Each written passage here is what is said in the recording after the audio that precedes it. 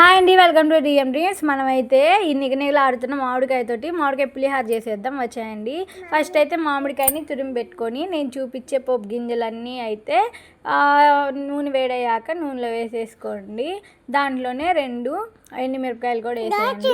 అవి 70% వేగాక వాటిల్లో ఏరుశనగపప్పు వేసేయండి.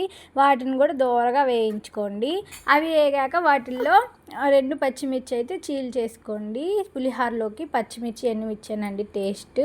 తర్వాత అవి వేగిపోయాక దాంట్లో మనం తురిమి పెట్టుకున్న మామిడికాయ తురుము అయితే వేసేసుకోండి. దాంట్లో కొంచెం పసుపు, లాస్ట్లో కరివేపాకు అయితే వేసుకోండి. ఇది ఎక్కువ ఉడికిస్తే చివిడిపోయిద్దండి. జస్ట్ 2 minutes లో ఫ్లేమ్లో పచ్చి వాసన పోయేదాకా వేగిస్తే చాలు. ఇక మనం ముందుగా బాయిల్ చేసి పెట్టుకున్న వైట్ రైస్ని తీసుకొని, ఈ వైట్ రైస్ అనేది కొంచెం పొడి పొడిగా అయితే ఉంచుకోండి, బాగుంటుంది పులిహోరలోకి. అంటే మెత్తబడితే అన్నం మెత్తగా అయిపోయింది అనమాట.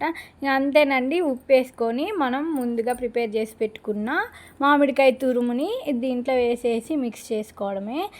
నాకైతే గెంటితో కలపడం నచ్చదు, పులిహోర చేతితో కలిపితేనే టేస్ట్ వస్తుంది.